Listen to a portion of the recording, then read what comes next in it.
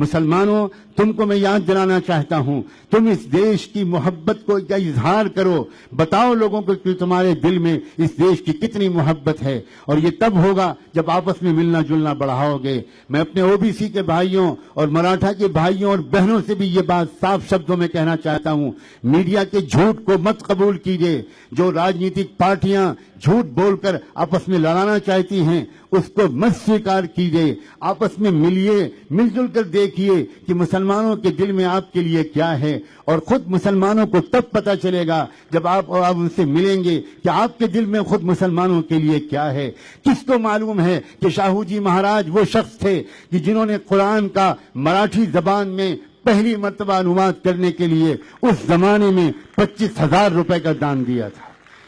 یہ لوگ تھے شاہو جی مہاراج، یہ تھے شیوا جی مہاراج، اور بھارت میں ایسے مہاراجوں کی تکا جی مہاراج اور کتنے ایسے لوگ گزرے ہیں، کتنے ایسے رشی منی گزرے ہیں۔ مہاتما گوتم بدھا جب دنیا سے جا رہے تھے تو یہ بات گوسپل آف بدھزم میں لکھی ہوئی ہے کہ ان کا جو سب سے قریبی شیش تھا وہ ان کے قدموں پر گر گیا، چرنوں پر گر گیا، اور اس نے روتے ہوئے کہا کہ مہاتما اب ہم کو کس پر چھوڑ کر جا رہے ہیں۔ اس وقت مہاتما گوتم بدھا نے کہا تھا میں انتم بدھا نہیں ہوں، انتم بدھا آئے گا اس کا انتظار کرنا، جب انتم بدھا آیا تو تم اس کو آگے بڑھ کر اس کا سواگت کرنا۔ آج بھارت میں جو 20-25 کروڑ مسلمان ہیں، یہ 99% مول نواسی ہیں، ان کے جو پروج تھے وہ سب بدھسٹ تھے، اور انہوں نے کیوں اسلام سویکار کیا؟ اس لیے سویکار کیا کہ مہاتما گوتم بدھا ان کو یہ نصیحت کر کے گئے تھے۔ میں امید کرتا ہوں کہ یہ